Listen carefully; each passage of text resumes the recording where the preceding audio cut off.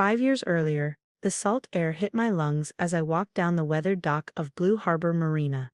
At 28, I should have been celebrating my latest corporate success. Instead, I was memorizing every detail of my childhood home before leaving it behind. Marcus, my mother's voice carried across the morning breeze. Still wandering the docks instead of learning real business. I turned to face Elizabeth Porter, owner of Porter Marina Holdings, and my mother. She stood in her signature pose, designer sailing outfit, arms crossed, disappointment evident in her expression. I was checking the new dock repairs, I replied. The reinforcement design looks promising. Leave that to the maintenance crew, she dismissed. Your brother James is waiting in the office. Time to learn what marina business is really about. I followed silently, my hand trailing along the familiar dock railings. What my mother never understood was that I'd been learning the real business since I was 10, not in the office, but here on the docks from the captains and workers who kept our marina running. The marina office was all nautical decor and coastal charm, dominated by my older brother James's booming voice. At 35, he was everything our mother wanted. Aggressive, flashy, focused solely on luxury developments and high-end clientele. There's our little office worker. James laughed as I entered. Done playing dockhand. Our sister Sophia smirked from her corner desk, designer sunglasses perched on her head. Someone has to chat with the help, I suppose. I took my usual spot by the window, pulling out my notebook. For the next 2 hours, I listened as James outlined his vision for Blue Harbor Mas luxury condos, replacing working docks, tripled slip fees, eliminating unnecessary services for commercial fishermen. And that's how we'll quadruple profits in 3 years, he concluded triumphantly. Our mother beamed. Brilliant, darling, this is why you're taking over as CEO next month. I couldn't stay quiet.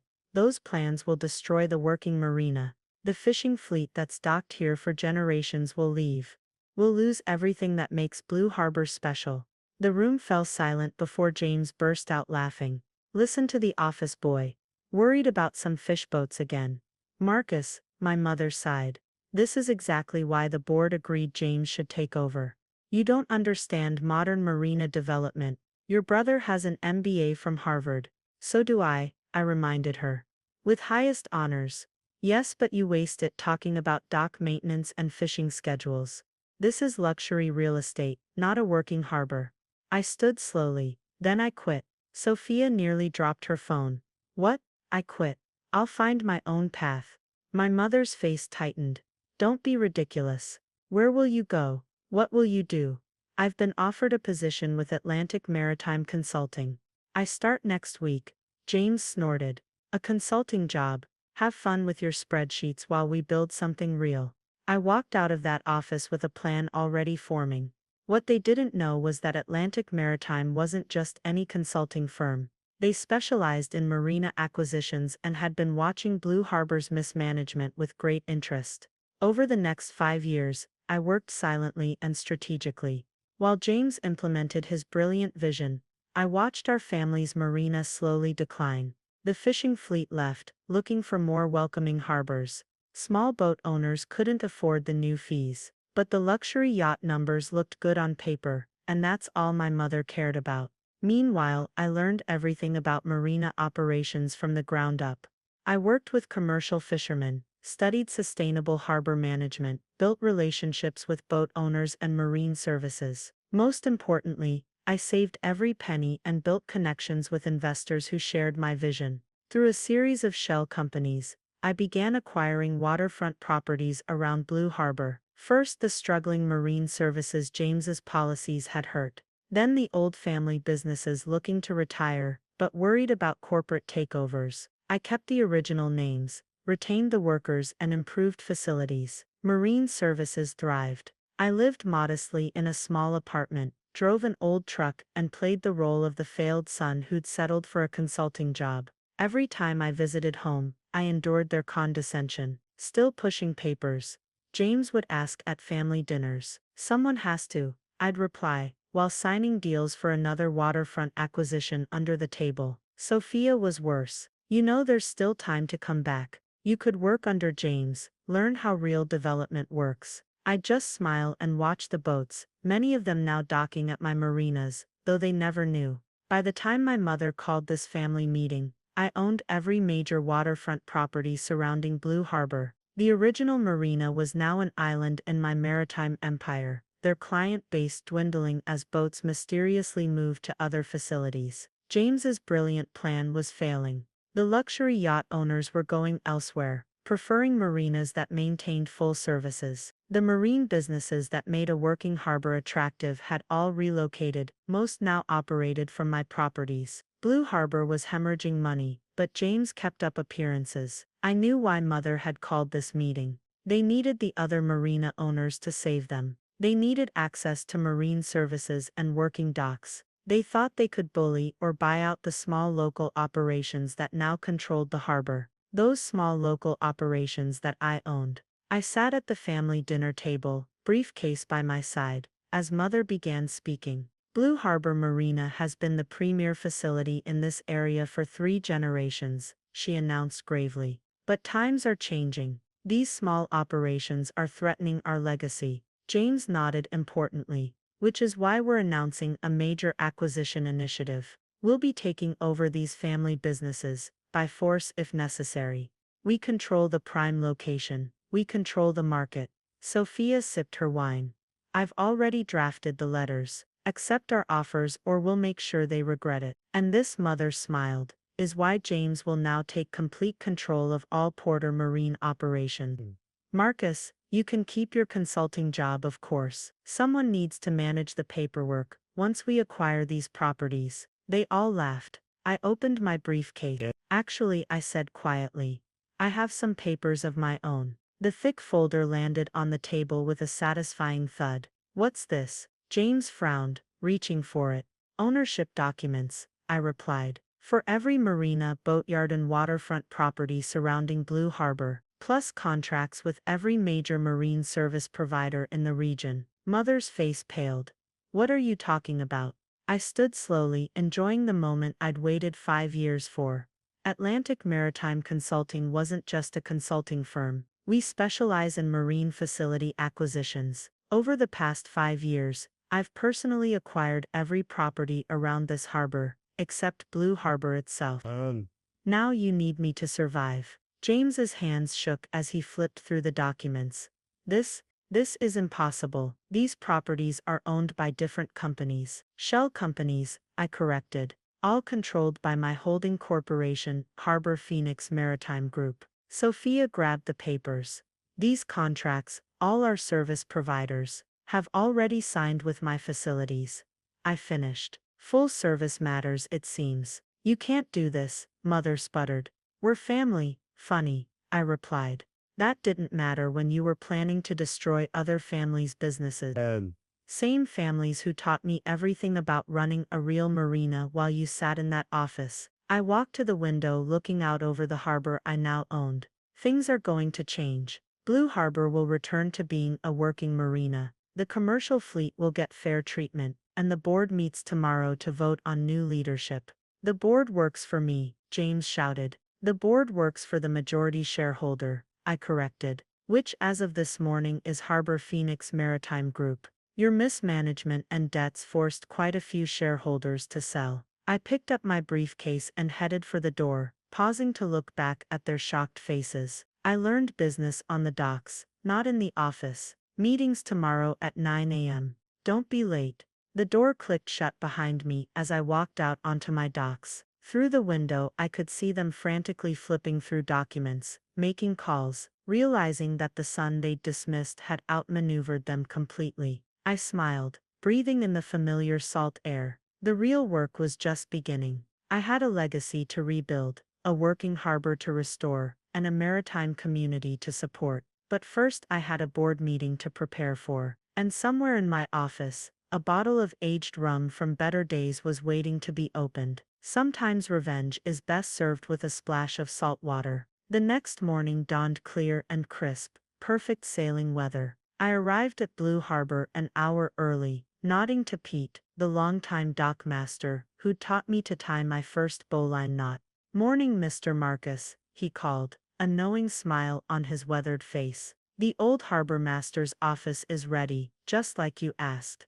Thanks, Pete, and please call Captain Mike and tell him to bring his fleet back. Their slips are waiting. Already sent the word out, sir. The fishing boats will be glad to come home. My mother's, soon to be my, office still smelled of teak and varnish. The wall of windows offered a panoramic view of the harbor, where a few luxury yachts floated listlessly in the morning light. 5 years ago, these docks had bustled with commercial fishing vessels, charter boats, and local sailors. Quite a view, isn't it?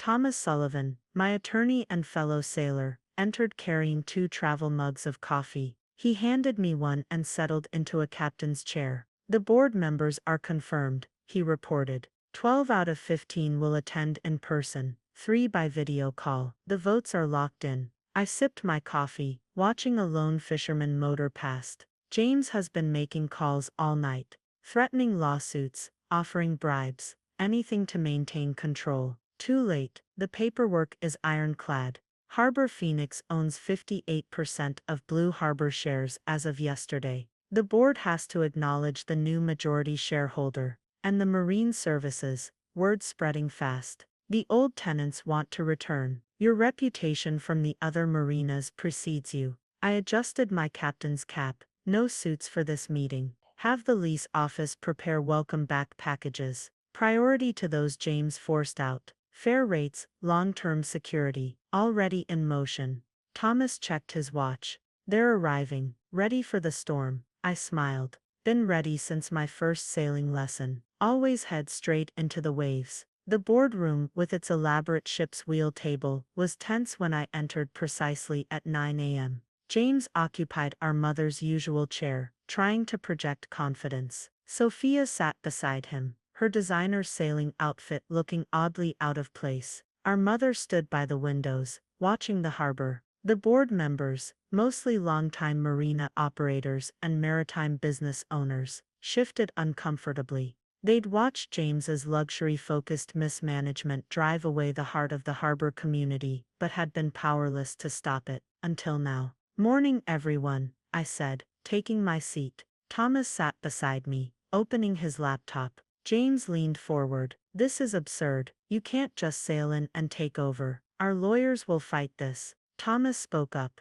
All acquisitions were fully legal and documented. Harbor Phoenix's purchase of Blue Harbor shares followed all maritime commerce regulations. Mr. Marcus Porter now controls 58% of voting shares. You're betraying your family. Sophia snapped. Your own heritage. I met her gaze calmly. Like betraying the fishing fleet that built this harbor. The marine services that trusted our family for generations. Business evolution requires tough choices, James argued. Our profit margins have dropped 75% in real terms. I interrupted, nodding to Thomas. He distributed folders to each board member. These reports show Blue Harbor's true condition under current management. Lost tenants, failed services, destroyed community relations, and a collapsing reputation in the maritime industry. The board members began reading, their expressions darkening. James's face reddened as whispers filled the room. Page 4 shows our occupancy rates from 5 years ago, I continued. Page 5 shows today. Page 6, projects complete failure, within 18 months if current policies continue. These numbers, Captain Anderson, our longest-serving board member, looked up sharply. James, you reported entirely different figures last quarter. Creative bookkeeping, Thomas explained. The discrepancies are detailed in Appendix C. My mother finally turned from the window. What do you want, Marcus? What I've always wanted. To restore Blue Harbor to what it should be. A working harbor serving all maritime needs. A community, not just a parking lot for yachts. I stood addressing the board. You've all received my proposed restructuring plan. It includes immediate rate adjustments, return of commercial services, and restoration of the maritime community we once fostered. The luxury market, James began to object, will still have a place, I finished. But not at the expense of working boats and local sailors. A healthy harbor needs both. Captain Anderson nodded firmly. I move we vote on the leadership change. Seconded came several voices. James shot up. This is my Marina. Mother, stop this. Our mother looked at me for a long moment. I saw something shift in her expression, perhaps remembering the young boy who'd spent every free moment learning from the dock workers and boat captains. The motion has been made and seconded, she said quietly, taking her seat. Proceed with the vote. The outcome was unanimous, even from the video participants. James stormed out before it finished, Sophia trailing behind him. Welcome back to the helm, Captain Porter, Anderson said, shaking my hand. The harbor needs you. The board filed out, leaving me with our mother. She stood slowly, looking out at the water. You learned from the ground up, she said finally. While we sat in offices talking about luxury developments, you were out there learning what makes a harbor work. Yes, the maritime community respects you. The workers trust you. She managed a small smile. You're a better harbor master than I ever was. I had good teachers, I replied. Before we lost our way, she nodded, moving toward the door. Fix what we broke, son. Make Blue Harbor what it used to be. That's the plan. Will you help? She paused. You're in command now. But if you need perspective on the old days, when we did things right, I'll be around. After she left, I sat in the harbor master's chair, feeling its responsibility. Thomas returned with fresh coffee and a stack of urgent papers. The prodigal son returns as captain, he observed. Want me to start termination paperwork for James and Sophia? I shook my head. No, let them stay if they want to learn. Real harbor operations this time, starting on the docks, like I did. And if they refuse, then they can sell their shares and go. This isn't about revenge, it's about restoration. A commotion outside drew our attention. Through the windows, we could see the first of the returning fishing fleet entering the harbor. Captain Mike's vessel led the way, flags flying. Home port calls, Thomas smiled. Better than ever, I replied, heading for the door. The office can wait. First day as harbor master should be spent welcoming our fleet home. The morning sun sparkled on the water as I walked the docks, nodding to returning captains and workers. I passed James standing alone at the end of a pier, watching the boats arrive. Want to learn real harbor management? I asked. I'm heading down to help the fleet dock. He stared at the water for a long moment, pride battling reality. Finally his shoulders relaxed slightly. I never understood what you saw out here. Come find out. Start over. Do it right this time. Another long pause. Then he nodded. Lead the way, harbor master. Together we walked toward the incoming boats, toward the true heart of Blue Harbor. It was time to rebuild, one vessel at a time. 3 months after the board meeting, Blue Harbor was transforming. The early morning buzz of fishing boats heading out had returned, mixing with the gleam of pleasure craft. The docks pulsed with life again. I stood at my office window reviewing the first quarter results. Our occupancy was up 40%, though not from luxury yachts alone. The maritime community was returning, bringing with it the vibrant mix that made a harbor thrive. The maintenance reports you wanted, James said, entering without his former swagger. His hands were stained with boat grease, his expensive clothes replaced by practical workwear. You did these yourself? I asked, noting the detailed observations. Pete's been teaching me. Did you know we've been using the wrong sealant on the north dock? No wonder it was deteriorating. The past 3 months had brought surprising changes. After agreeing to learn proper harbor management, James had discovered a genuine interest in marine operations. The brother who once only cared about luxury slip fees now spent hours learning from the maintenance crew. Sophia had found her niche too, surprisingly in the charter booking office. Her social skills, once used only for high-end networking, now helped coordinate fishing trips and sailing excursions. She'd even started taking sailing lessons. A chorus of boat horns drew our attention.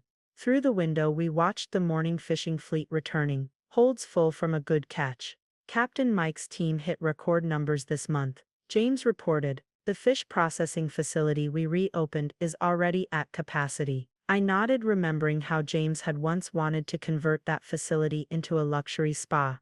Now it was the heart of our commercial operation. The Japanese buyers are arriving today, he reminded me. Biggest seafood export contract we've ever seen. Our mother's car pulled up outside, followed by several vehicles with international plates. The delegation's early, Sophia called, hurrying in. They want to see the morning catch coming in. We headed down to the docks, where our mother was already greeting the visitors. She'd changed too, spending more time learning about the operations she'd once dismissed. Marcus, she called, making introductions. Mr. Yamamoto's team is quite impressed with our integrated harbor operations. Mr. Yamamoto, a dignified man in his 60s, bowed slightly. Most impressive is the balance you maintain. Commercial operations, pleasure craft, marine services, all working in harmony. A harbor is like an ecosystem, I replied. Every part supports the others. As we walked the docks, I watched James explaining our fish handling procedures with genuine enthusiasm. Sophia guided some of the team through our charter operations, speaking knowledgeably about fishing seasons and local conditions. Our mother fell into step beside me. Remember when you used to follow Pete around, asking endless questions about dock maintenance? Best education I could have had, I smiled. Though the Harvard MBA helped with the paperwork, the tour continued to our newly renovated Maritime Center, where local kids learned boating skills and marine conservation. Mr. Yamamoto nodded approvingly at the youth sailing program underway. You build for the future, he observed, not just for profit. The harbor raised me, I replied. Now it's raising the next generation. Later, after the contracts were signed and the delegation departed, our family gathered in the old harbor master's office. The sunset painted the harbor in shades of gold and purple. Hard to believe I wanted to fill this all with mega yachts, James mused, watching fishing boats dock for the night. This is better, real. Sophia added, the summer sailing camp is already full. Local families actually thank us now instead of cursing our rates. Because we remembered what a harbor is for, our mother said quietly. Community, not commodity. A commotion outside caught our attention. Pete burst in, face worried. Storm warning just came in, he reported. Big nor'easter heading straight for us. 12 hours at most. We all moved to action, years of harbor experience kicking in. James grabbed the maintenance logs, already calculating which docks needed immediate reinforcement. Sophia began calling charter boats back to port.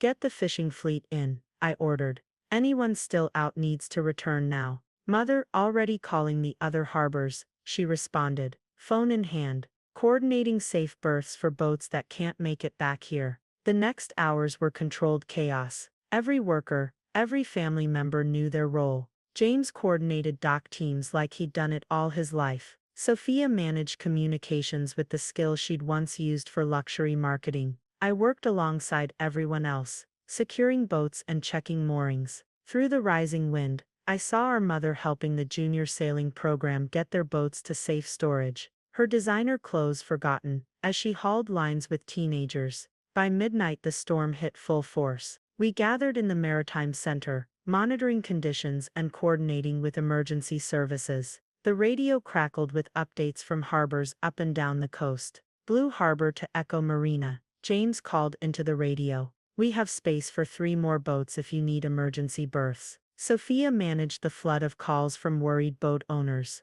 Yes, we've doubled all lines. Your boat is secure. We have crews monitoring throughout the storm. Our mother brought coffee to the tired dock workers. Just like the big storm of '82, she said. Though back then your grandfather had to handle it alone. Not alone, Pete corrected. Never alone. That's not how harbors work. The storm raged through the night, but Blue Harbor held. Every boat, every dock secured by people who knew their jobs and cared about their community. Dawn brought clearing skies and minimal damage. As we surveyed the harbor, Mr. Yamamoto's words echoed, all working in harmony. We did good, James said simply, watching the sun rise over our protected fleet. We did it together, I corrected. That's what I learned on these docks. Every line, every cleat, every person matters. Our mother squeezed my shoulder. Your grandfather used to say that too. Took us too long to remember. As the harbor came back to life, boats heading out despite the rough seas, I looked at my family, tired, wet, but united in purpose. James was already checking dock conditions with the maintenance crew. Sophia coordinated with captains about the day's operations. Our mother shared coffee and stories with old salts, who remembered when she was just the harbor master's daughter. The storm had proved what I'd always known. Harbors aren't built in boardrooms or by luxury developments. They're built by people who love the water and stand together when the weather turns. Back to work, I called. The morning fleet's heading out. The workers moved with purpose. My family smiled, and somewhere I knew my grandfather was nodding in approval. 1 year later, the annual Harbor Festival was in full swing, with boats of every size filling Blue Harbor. From gleaming yachts to weathered fishing vessels, each had its place. The docks bustled with visitors, the air rich with the scent of seafood and salt water. I watched James teaching his young son Tommy the art of net mending alongside Captain Mike's crew. At 6 years old, Tommy already loved the harbor as much as I had at his age. The new Maritime Training Center opens next week, Sophia reported, joining me at the Harbor Master's station. She traded her designer sunglasses for practical polarized lenses, her tablet now full of tide charts instead of social media. Full enrollment, I asked, and a waiting list. Turns out there's huge demand for proper maritime education. We're even getting students from other harbors.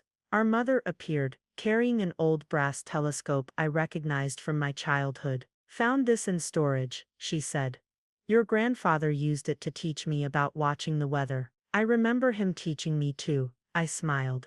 Before spreadsheets replaced seamanship, the festival crowd parted as Mr. Yamamoto's group arrived for their quarterly visit. Their seafood export contract had expanded beyond expectations, and they'd become strong supporters of our maritime education initiatives. Blue Harbor continues to impress, Mr. Yamamoto said, bowing in greeting. Your grandfather's legacy lives on. We toured the festival, showing off the perfect blend of commercial and pleasure boating that now defined our harbor. The fishing fleet demonstrated traditional techniques, while sleek sailboats offered harbor tours. Local vendors sold fresh seafood alongside marine artists and craftsmen. James jogged up, Tommy on his shoulders. The new processing facility plans are ready, fully sustainable, zero waste. And the solar panels for the dock power, Sophia asked. Installing next week, will be the first green harbor in the region. Our mother watched this exchange with pride. A year ago you two barely knew a cleat from a winch. Now look at you. The festival's highlight was the blessing of the fleet, a tradition James had once wanted to eliminate as too local. Now he stood with the other captains, Tommy by his side, as boats paraded past the blessing boat. Later, as sunset painted the harbor gold, our family gathered at the end of the main dock. The festival crowd had thinned, leaving just the regular harbor sounds: halyards clinking, water lapping, seabirds calling. Remember when I thought success meant filling these slips with million-dollar yachts? James mused. Remember when I thought social media followers mattered more than weather reports? Sophia added. Our mother pulled out an old ledger. Your grandfather's first harbor log, she said. His first entry reads, a harbor's worth isn't measured in dollars, but in the community it builds. Tommy tugged at my sleeve. Uncle Marcus, can we go check the tide markers? Sure, Captain, I smiled. That's real harbor business. As we walked the docks, I saw our harbor through new eyes. Every slip told a story. Fishing boats that fed the community, charter boats that shared our water's beauty, pleasure craft that brought families together. The Maritime Center glowed with evening classes in session. The processing facility hummed efficiently. Solar-powered lights began twinkling along the docks, everything working in harmony, just as it should. You know, our mother said when we returned, your grandfather once told me his greatest fear was that the harbor would lose its soul, that it would become just another marina. Instead, James added, it found its soul again. Sophia checked her tablet. Tomorrow's forecast looks perfect.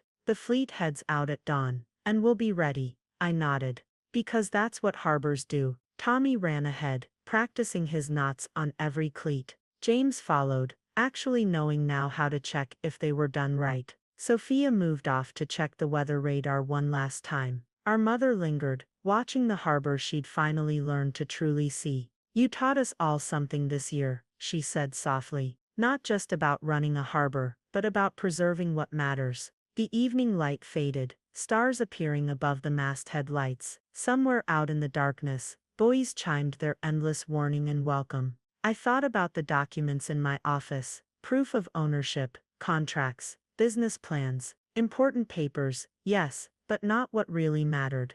What mattered was out here, in the community we'd rebuilt, the traditions we'd restored, the future we were protecting. A harbor, after all, is more than just a place to dock boats. It's a shelter from storms, a gateway to adventure, a home for those who love the sea. And sometimes it takes losing your way to find the right course home. The end.